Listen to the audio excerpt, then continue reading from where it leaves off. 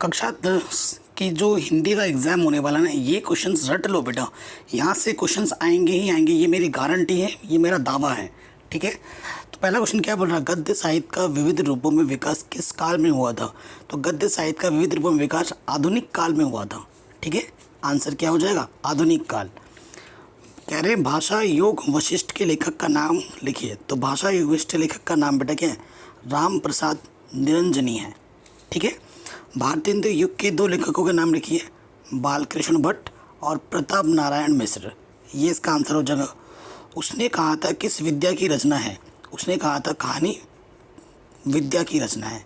ठीक है, शुक्ल युग के सशक्त आलोचक एवं निबंधकार का नाम लिखिए। तो जो उनका नाम बेटा वो है आचार्य रामचंद्र शुक्ल। शुक्ल युग के दो समालोचना एवं इतिहास लेखकों के नाम लिखिए।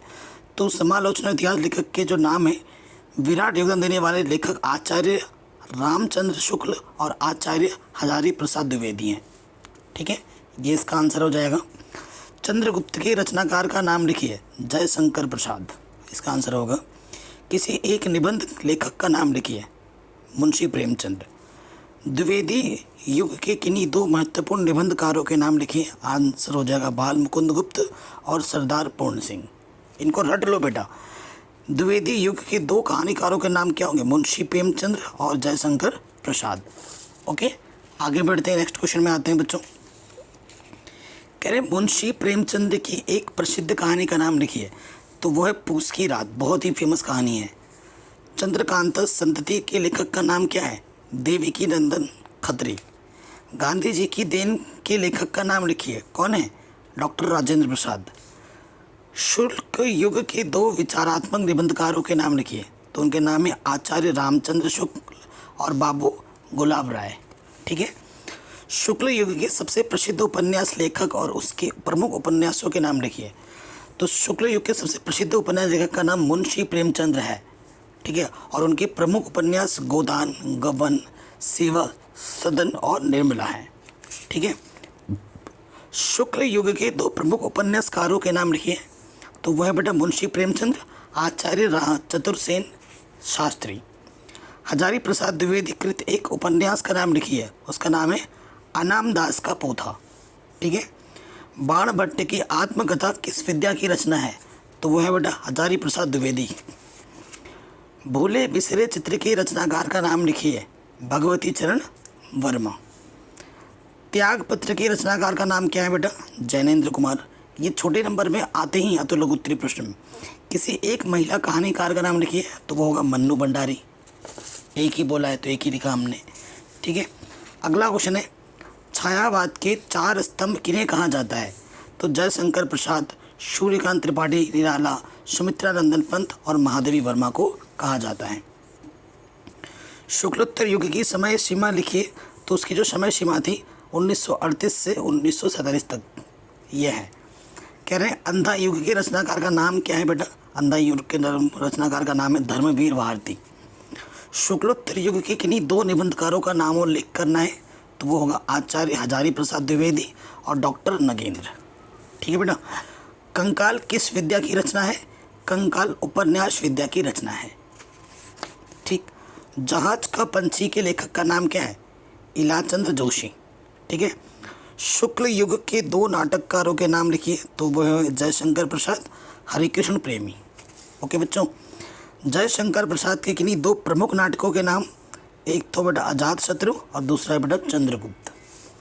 जयशंकर प्रसाद के किसी एक उपन्यास का नाम लिखिए। तो वो है बेटा तितली। शुक्लोत्तर युग के दो प्रमुख नाटककारों के नाम लिखिए। वो है उपेंद्रनाथ अश्क और विष्णु प्रभाकर। वर्तमान युग के दो प्रमुख नाटककारों के नाम लिखिए। तो वो होगा लक्ष्मी नारायण लाल एवं सर्वेश्वर दयाल सक्सेना। ये वर्तमान युग के हैं। ठीक है, आगे बढ़ते हैं। डॉक्टर राजकुमार वर्मा की एक रचना का नाम लिखिए। तो उसका नाम होगा दीपदान। किसी एक प्रसिद्ध आलोचक का नाम लिखिए। वो है रामविलास शर्मा। किसी एक नाटककार का नाम लिखिए, जयशंकर प्रसाद। मोती की मूर्ति किस विद्या की रचना है, रामवृक्ष बेनीपुरी की। मेरी असफलताएं किस विद्या की रचना है, आत्मकथा की रचना है। डॉक्टर राजेंद्र प्रसाद की किसी एक रचना का नाम लिखिए। तो नाम होगा बेटा मेरी आत्मकथा।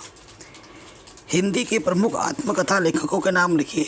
तो वो बहुत सारे हैं, महात्मा गांधी, जवाहरलाल नेहरू, डॉक्टर राजेंद्र प्रसाद, डॉक्टर हरिवंश राय बच्चन, पांडे, बेचन शर्मा, राहुल साकृत्यायन, सुमित्रा नंदन पंत और भी बहुत सारे हैं।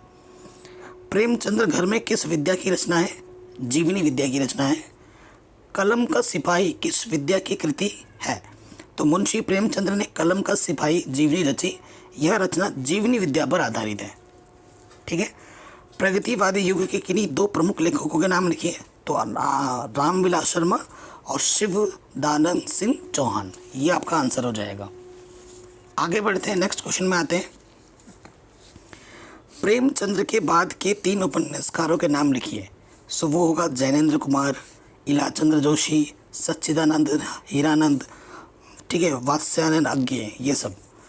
शुक्लोत्तर युग के 2 उपन्यासकारों के नाम, तो वो होगा इलाचंद्र जोशी और राजेंद्र यादव। ठीक है। यशपाल की किसी एक रचना का नाम लिखिए। तो वो होगा झूठा सच। अगला क्वेश्चन है, हिंदी गद्य के किन्हीं 4 विद्याओं का उल्लेख कीजिए। तो एक हो जाएगा आत्मकथा, रेखाचित्र, जीवनी, रिपोर्टाज। ठीक है। अगला क्वेश्चन है, कमल का सिपाही के लेखक का नाम क्या है? तो उसका नाम था बेटा अमृत राय। दक्षिण भारत की एक झलक किस विद्या की रचना है? यात्रा वृत्त की रचना है। किसी एक रिपोर्टाज लेखक का नाम लिखिए। कन्हैया लाल मिश्र, प्रभाकर जिसे शॉर्ट में बोलते हैं। ठीक है। नीड़ का निर्माण फिर किस विद्या पर आधारित है? हरिवंश राय बच्चन की आत्मकथा विद्या पर आधारित है। ठीक है। नामवर सिंह किस विद्या के प्रमुख लेखक हैं? आलोचना विद्या के प्रमुख लेखक हैं। ठीक है। विषय एवं शैली के अनुसार निबंध के किन्हीं 2 भेदों का नामांकन करना है आपको।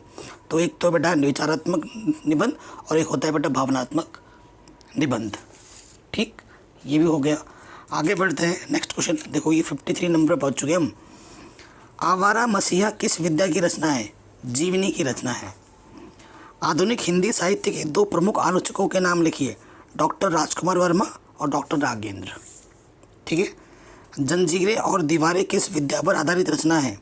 संस्मरण विद्या पर आधारित। यात्रा के पन्ने किस विद्या पर आधारित रचना है? तो यात्रा के पन्ने राहुल साकृत्यायन की यात्रा वृत्तांत पर आधारित है। ठीक है। अगला क्वेश्चन है, रिपोर्टाज साहित्य विद्या के किन्हीं 2 लेखकों के नाम बताइए। सो पहला हो जाएगा कन्हैया लाल मिश्र प्रभाकर और दूसरा है रांगे राघव। क्या भूलूं क्या याद करूं किस विद्या की रचना है? आत्मकथा विद्या की रचना है। ठीक है। क्या भूलूं क्या याद करूं कि रचनाकार का नाम लिखिए। तो रचनाकार का नाम है बेटा हरिवंश राय बच्चन। ठीक है। हरिवंश राय बच्चन की आत्मकथा है। वट पीपल की रचयिता का नामोल्लेख करना है। तो वट पीपल के रचयिता का नाम रामधारी सिंह दिनकर है। ठीक है। तो ये कुछ इम्पॉर्टेंट क्वेश्चन है हमारे गद्य से रिलेटेड, जो कि अति लघु उत्तरीय में हर साल आते हैं। इनको तो बेटा रट लो फटाफट।